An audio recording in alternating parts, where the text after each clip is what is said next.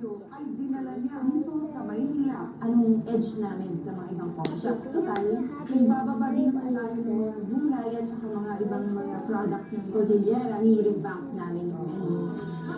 Hindi na siya secret. May topic ko siya. So, Ay, pupunan para mo. Linggo, alas 4 ng hapon.